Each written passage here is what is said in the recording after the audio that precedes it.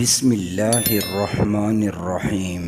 شروع اللہ کے نام سے جو بڑا مہربان اور نہایت رحم کرنے والا ہے۔ اسلامک سٹوریز کے ناظرین السلام علیکم۔ پیارے دوستو، آج ہم آپ کو حضرت ادریس علیہ السلام اور ملک الموت کا ایک خوبصورت واقعہ سنائیں گے۔ یہ بہت انٹرسٹنگ واقعہ ہے۔ آپ سب دوستوں سے گزارش ہے اس واقعے کو جاننے کے لیے آخر تک ہمارے ساتھ جڑے رہیے گا۔ حضرت ادریس علیہ السلام ایک دن اپنے کام سے فارغ ہونے کے بعد بیٹھے تھے کہ ملک الموت انسانی شکل میں رات کے وقت حضرت ادریس علیہ السلام کے دروازے پر آ پہنچے۔ حضرت ادریس علیہ السلام ہمیشہ روزہ رکھتے تھے۔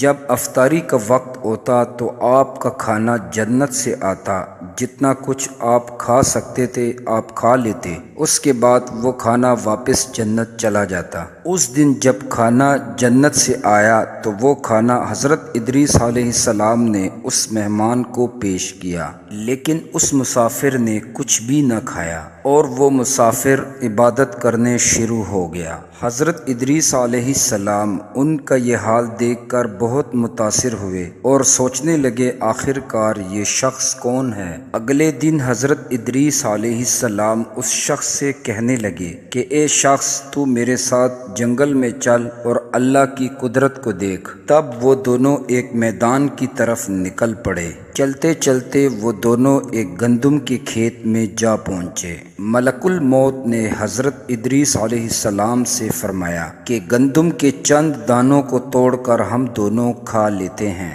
حضرت ادریس علیہ السلام ملک الموت سے کہنے لگے کہ عجیب بات ہے، رات کو تو نے حلال کھانا نہ کھایا اور ابھی حرام چیزیں کھا رہا ہے۔ اس کے بعد وہ دونوں وہاں سے چل پڑے اور آگے ایک انگور کے باغ میں پہنچے۔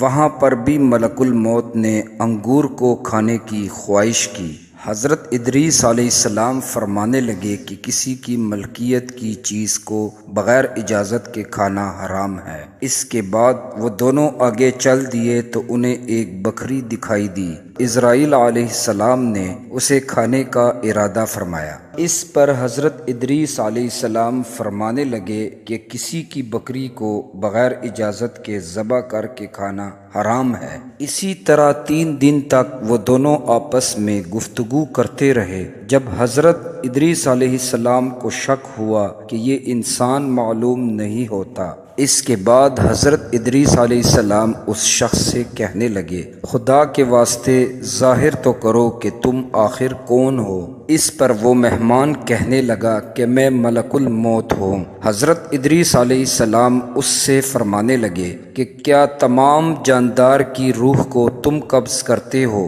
وہ کہنے لگا جی ہاں، میں ہی قبض کرتا ہوں۔ اس پر حضرت ادریس علیہ السلام اس سے فرمانے لگے کہ کیا تم میری روح قبض کرنے آئے ہو؟ تو ملک الموت کہنے لگے کہ نہیں، میں آپ سے ملاقات کے لیے آیا ہوں۔ حضرت ادریس علیہ السلام ملک الموت سے فرمانے لگے کہ 3 دن سے تو میرے ساتھ ہے، کیا ان 3 دنوں میں تو نے کسی کی روح قبض کی ہے یا نہیں؟ ملک الموت فرمانے لگے کہ روح کو قبض کرنا ہمارے ہاتھوں کے نیچے ایسے ہے جیسے آپ کے دونوں ہاتھوں کے نیچے روٹی ہو۔ جب مجھے اللہ رب العزت کی طرف سے حکم ملتا ہے روح قبض کرنے کو تو میں ہاتھ بڑھا کے روح کو قبض کر لیتا ہوں۔ اس کے بعد ملک الموت حضرت ادریس علیہ السلام سے کہنے لگے کہ میں چاہتا ہوں آپ کے ساتھ رشتہ داری قائم کروں۔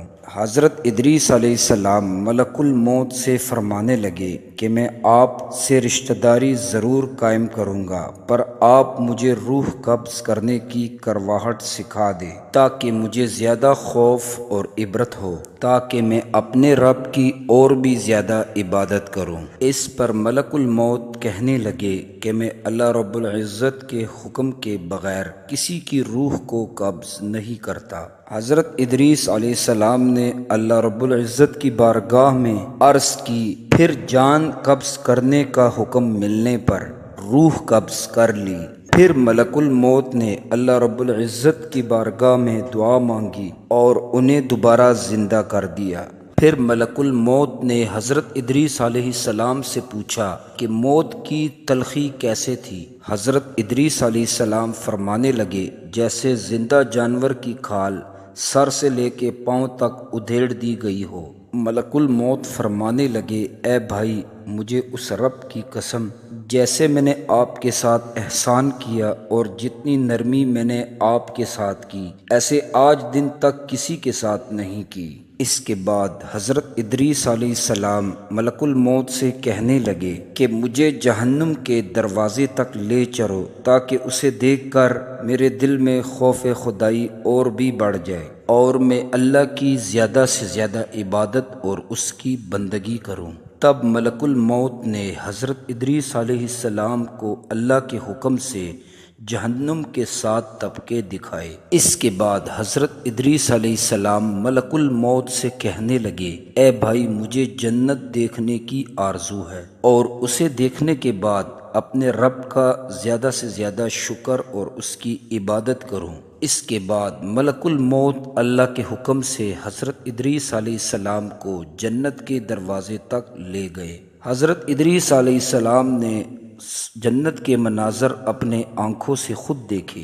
وہ کہنے لگے اے بھائی، میں جان کی تلخی دیکھ چکا ہوں اور پھر اپنی آنکھوں سے دوزخ کو بھی دیکھا اور میرا دل پیاس کی وجہ سے جل رہا ہے۔ اگر آپ کی اجازت ہو تو میں جنت میں جا کر ایک جام پانی کا پی لوں۔ ملک الموت فرمانے لگے جی بالکل ضرور، اور اگر آپ واپس آنے کا وعدہ کریں۔ شاید پیاس کی وجہ سے حضرت ادریس علیہ السلام نے واپس آنے کا ارادہ کر لیا۔ حضرت ادریس علیہ السلام اپنی جوتیوں کو درخت طوبہ کے نیچے اتار کر جنت میں داخل ہو گئے، کیونکہ انہوں نے باہر آنے کا وعدہ کیا تھا۔ تھوڑی دیر کے بعد ملک الموت حضرت ادریس علیہ السلام کو آواز دینے لگے کہ اے بھائی، دیر مت کرو۔ اس کے بعد حضرت ادریس علیہ السلام فرمانے لگے کہ ہر نفس کو موت کا ذائقہ چکھنا ہے اور میں نے موت کا ذائقہ چکھ لیا تھا، اور اللہ رب العزت فرماتے ہیں کہ جو جنت میں گیا واپس اسے نہ نکالا جائے گا۔ حضرت ادریس علیہ السلام فرمانے لگے کہ اے بھائی، اب میں واپس نہیں آؤں گا۔ بارگاہ الہی سے آواز آئی اے ملک الموت، حضرت ادریس علیہ السلام کو چھوڑ کر چلا جا، میں نے ان کی تقدیر میں یہی لکھا تھا۔ موت کا مزہ چکھنے کے بعد حضرت ادریس علیہ السلام جہنم کو دیکھنے کے بعد جب جنت جا رہے تھے تب ملک الموت بولے ہر نبی پر جنت حرام ہے جب تک نبی کریم صلی اللہ علیہ وسلم جنت میں نہ چلے جائیں۔ پھر اندر سے آواز آئی اے ملک الموت، میں بہشت کو دریغ نہیں دیتا۔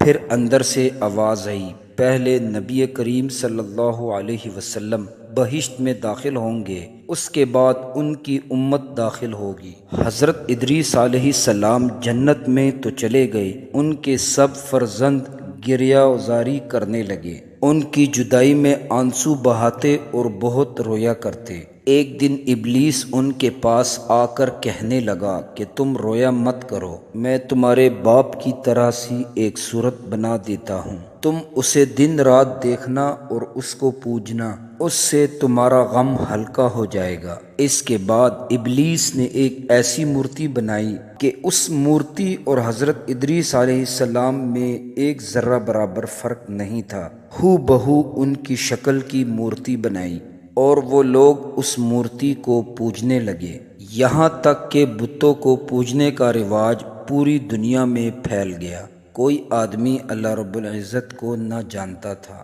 نہ ہی کسی کے پاس علم تھا اور نہ ہی اچھا عمل۔